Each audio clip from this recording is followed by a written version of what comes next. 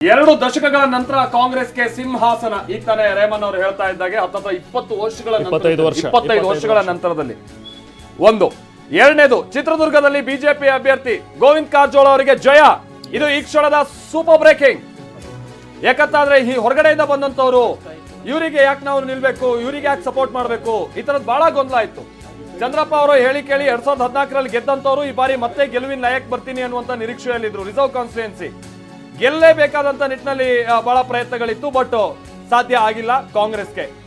ಬಹುಶಃ ಮೊದಲ ಹಂತದ ಚುನಾವಣೆ ನಡೆದಂತ ಸಂದರ್ಭದಲ್ಲಿ ಕಾಂಗ್ರೆಸ್ ಯಾವ ಕ್ಷೇತ್ರಗಳ ಮೇಲೆ ಭರವಸೆ ಇಟ್ಕೊಂಡಿತ್ತೋ ಅದರಲ್ಲಿ ಚಿತ್ರದುರ್ಗ ಕೂಡ ಒಂದು. ಚಿತ್ರದುರ್ಗ ಬಹಳ ಸುಲಭವಾಗಿ ಗೆಲ್ತೀವಿ ಅನ್ನುವಂತ ನಿಟ್ಟಿನ ಭರವಸೆ ಇತ್ತು.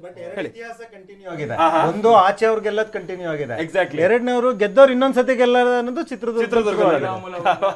ಶ್ರೀರಾಮುಲು ಅವ್ರನ್ನ ಹೊರತುಪಡಿಸಿದ್ರೆ ಮಾಜಿ ಸಚಿವರು ಎಲ್ಲರೂ ಕೂಡ ಗೆದ್ದಿದ್ದಾರೆ, ಇನ್ಕ್ಲೂಡಿಂಗ್ ಕಾಗೇರಿ ಸಮೇತ ಸಭಾಪತಿ ಆಗಿದ್ದಿರೋರು. ಸಭಾಪತಿ ಆಮೇಲೆ ಮಾಜಿ ಮುಖ್ಯಮಂತ್ರಿಗಳು 3 ಜನನೂ ಗೆದ್ದಿದ್ದಾರೆ. ನಾವು ಬೊಮ್ಮಾಯಿ ಅವ್ರದ್ದು ಡಿಕ್ಲೇರ್ ಆಗಿಲ್ಲ.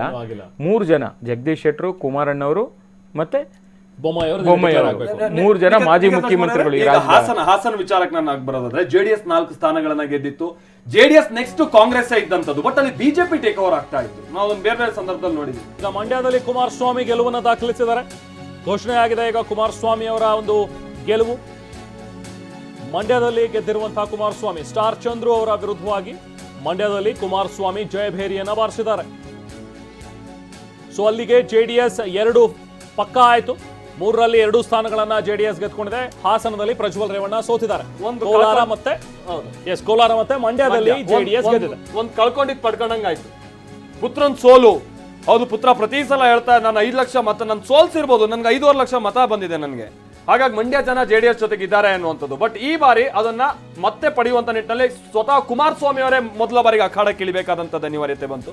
ಮಂಡ್ಯದಲ್ಲಿ ಅಂತೂ ಜೆಡಿಎಸ್ ನ ಭದ್ರಕೋಟೆ ಅನ್ನುವಂಥದ್ದು ಮತ್ತೊಮ್ಮೆ ಸಾಬೀತಾಯ್ತು. ಕಳೆದ ಬಾರಿ ಕೈತಪ್ಪ ಹೋಗಿರ್ಬೋದು, ಅದ್ರ ಹಿಂದೆ ಎಲ್ಲ ಶಿವರಾಮೇಗೌಡರು ಅಲ್ವಾ ಜೆಡಿಎಸ್ ಇಂದ ನಿಂತು ಗೆದ್ದಂಥದ್ದು ಬೈ ಎಲೆಕ್ಷನ್ ನಲ್ಲಿ.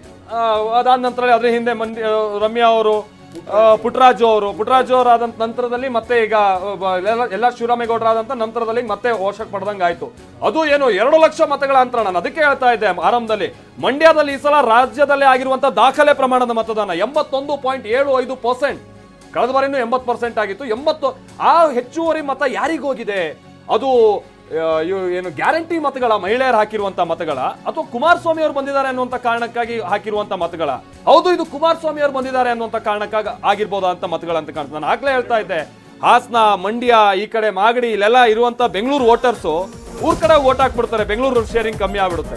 ಶರಣ ಅವ್ರೆ, ಇಲ್ಲಿ ಇದೊಂದ್ ರೀತಿ ಹಿಂಗೆ ಇದೆ ಈಗ ಬಿಜೆಪಿ. ಇವರಿಬ್ರು ನಾಯಕರು ಹಿಂಗ್ ಮೇಲೆ ಕೈ ಮೇಲೆ ಹಾಕೊಂಡು ಹೆಂಗ್ ಕುಣಿತಾರೋ ಅದು ಗೊತ್ತಿಲ್ಲ. ಅಂದ್ರೆ ಅಷ್ಟು ಮಡುವಿನ ಒಪ್ಪಂದ ಆಗಿದೆಯಾ ಅನ್ನುವಂತ ರೀತಿಯಾಗಿ, ಅಥವಾ ಇಬ್ರು ನಡುವೆ ಹೊಂದಾಣಿಕೆ ಇದೆಯಾ ಅನ್ನುವಂಥದ್ದು ಇಷ್ಟು ಟೂ ಅರ್ಲಿ ಅಂತ ಕಾಣಿಸುತ್ತೆ. ಅಲ್ಲ, ನಮ್ಮ ಕಾರ್ಯಕರ್ತರುಗಳಿಗೆ ಈ ಕಾಂಗ್ರೆಸ್ ವಿರುದ್ಧವಾಗಿ ಹೋರಾಟ ಮಾಡ್ಕೊಂಡು ಬಂದಂತವರಿಗೆ ಈ ರೀತಿ ನಾಟು ಸ್ಟೆಪ್ ಹಾಕುವಂತ ರೀತಿಯಾಗಿ ಒಂದು ಅವಕಾಶ ಅಂತೂ ಬಂದಿದೆ. ಅದು ಈ ಕಾಂಬಿನೇಷನ್ ಬಿಜೆಪಿ ಹಾಗೆ ಜೆಡಿಎಸ್ ಕಾಂಬಿನೇಷನ್ ಇದೆಯಲ್ಲ, ಅದು ಬಹುಶಃ ಒಂದಂತದ ಮಟ್ಟಿಗೆ ವರ್ಕೌಟ್ ಆಗಿದೆ. ಯಾಕಂದ್ರೆ ಇದೇ ರೀತಿಯಂತ ಕಾಂಬಿನೇಷನ್ ಅಲ್ಲಿ ಹಿಂದೆ ಜೆಡಿಎಸ್ ಅಲ್ಲಿ ಚುನಾವಣೆಯನ್ನ ಎದುರಿಸಿತ್ತು. ಯಾರ ಜೊತೆ? ಕಾಂಗ್ರೆಸ್ ಜೊತೆ. ಏನಾಯ್ತು? ಒಬ್ರು ಇಂಡಿಪೆಂಡೆಂಟ್ ಕ್ಯಾಂಡಿಡೇಟ್ ವಿರುದ್ಧವಾಗಿ ಸೋಲ್ಬೇಕಾಗಿತ್ತು. ಬಟ್ ಈಗ ಅಗೇನ್ ಅದೇ ರೀತಿಯಾದಂತ ಒಂದು ಮೈತ್ರಿ ಜೆಡಿಎಸ್ ಬಿಜೆಪಿ ಬಹಳ ಏನಾದ್ರು ವರ್ಕೌಟ್ ಆಗಿದೆಯೋ ಏನೋ ಗೊತ್ತಿಲ್ಲ, ಬಟ್ ಬೇರೆ ಬೇರೆ ಕ್ಷೇತ್ರಗಳಲ್ಲಿ ಇದು ಬಹಳ ಅನುಕೂಲಕ್ಕೆ ಬಂದಿದೆ ಅನ್ನುವಂಥದ್ದು ಸ್ಪಷ್ಟ. ಬಟ್ ಈ ಮೈತ್ರಿಯ ಮುಂದುವರೆದ ಭಾಗ ಏನು ಶರವಣ ಅವರೇ? ನೋಡಿ, ಅದು ಹೇಳಕ್ ಮುಂಚಿತವಾಗಿ ನಮ್ಮ ನಿಕ್ಷಿತ್ ಅವ್ರು, ನನ್ನ ಸ್ನೇಹಿತರವರು, ನಿಖಿತ್ ರಾಜ್ರವರು ಸಜ್ಜನರು ದುರ್ಜನರು ಅಂತ ಹೇಳಿ ಏನೋ ಮಾತಾಡ್ತಾ ಇದ್ರು. ಅದೇ ಪಡವಾರಳ್ಳಿ ಪಾಂಡವರು ಹಾಡು. ಹೌದು, ಹಾಡು ಕೂಡ ತುಂಬಾ ಸಾಹಿತ್ಯ ಕಲ್ತಿದ್ದಾರೆ ಅವರು, ತುಂಬಾ ಚೆನ್ನಾಗಿ ಮಾಡ್ತಾ ಇದ್ರು. ಅಲ್ಲಲ್ಲ, ನಾನು ಅದನ್ನ ಹೇಳಲೇಬೇಕಾಗುತ್ತೆ. ಯಾಕಂದ್ರೆ ಜನರಿಗೆ, ರಾಜ್ಯದ ಜನರಿಗೆ ತಪ್ಪು ಸಂದೇಶ ಹೋಗ್ಬಾರ್ದು. ನಾನು ಹೇಳೋದು ಇಷ್ಟೇ. ಈಗ ಹಾಸನ್ನ ನೀವು ಆ ತರ ಪರಿಗಣಿಸೋದಾಗಿದ್ರೆ ಬೆಂಗಳೂರು ಗ್ರಾಮಾಂತರನ ಯಾವ ತರ ತಗೋತೀರಿ?